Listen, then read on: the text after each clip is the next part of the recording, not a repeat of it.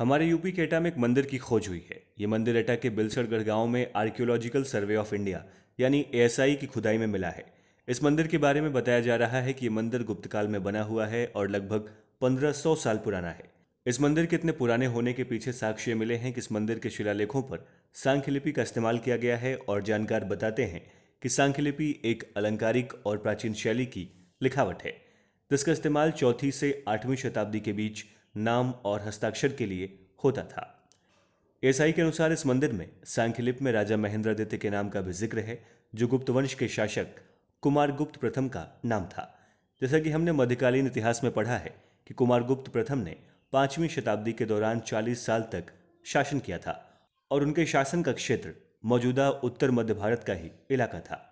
यानी ये दोनों साक्ष्य इस मंदिर के इतने पुराने होने की गवाही देते हैं।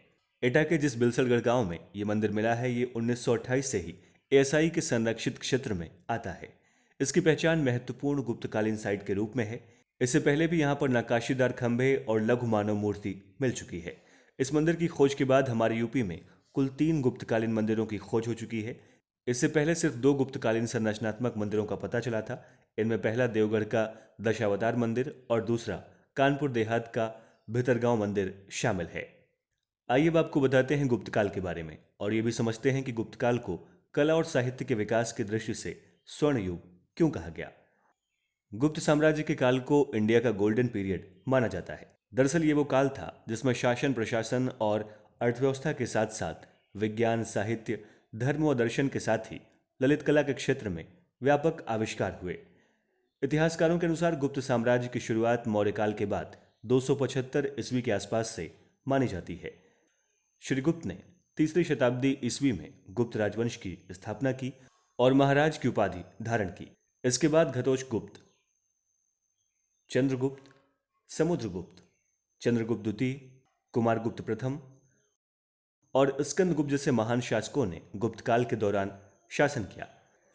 जानकार बताते हैं कि गुप्त काल मौर्य साम्राज्य जितना बड़ा भले ही न रहा हो, लेकिन यह अपने शुरुआत से ही उत्तर भारत को राजनीतिक एकता के सूत्र में बांधने में सफल रहा।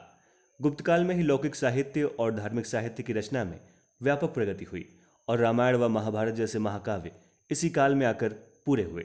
वैष्णव धर्म और गुप्त स्थापत्य कला का विकास इसी काल में हुआ। कला की नागर और द्रविड़ दोनों शैलियां इसी अवधि के दौरान विकसित हुईं। इन सब के अलावा गणित के क्षेत्र में प्रसिद्ध ग्रंथ आर्यभट्टी, खगोल शास्त्र में रोमक सिद्धांत नामक पुस्तक की रचना, धातु की उन्नत जानकारी, कांस्य मूर्तियों का बड़े पैमाने पर निर्माण, लौह शिल्पकारी के अच्छे उदाहरण और महरौली का लौह स्तंभ इस काल में विज्ञान और प्रौद्योगिकी के बेहतरीन नमूने हैं। इन्हीं सब के चलते गुप्त काल को कला और साहित्य के विकास की दृष्टि से स्वर्ण युग कहा गया है। इसके अलावा इतिहासकार बताते हैं कि गुप्त शासकों का दृष्टिकोण सभी धर्मों के प्रति सहिष्णु था। यानी कुल मिलाकर यह कहा जा सकता है कि इस काल में अलग अलग स्तरों पर महत्वपूर्ण प्रगति देखने को मिलती है। तो चलते चलते आप सभी के लिए एक जरूरी सवाल, गुप्त काल के दौरान नालंदा विश्वविद्यालय की स्थापना किसके शासन में हुई थी? इसका जवाब हमें इस वीडियो के कमेंट बॉक्स में ज़रूर दें। अगर आप ये वीडियो फेसबुक पर देख रहे हैं तो हमारे इस पेज को लाइक करें, इंस्टाग्राम पर देख रहे हैं तो हमारे इस पेज को फॉलो करें। अगर आप ये वीडियो यूट्यूब पर देख रहे हैं तो हमारे चैनल को लाइक और सब्सक्राइब करना ना भूलें। यूपी जुड़ी और तमाम खबरों की अपडेट के लिए देखते रहिए हमारे चैनल बातें यूपी।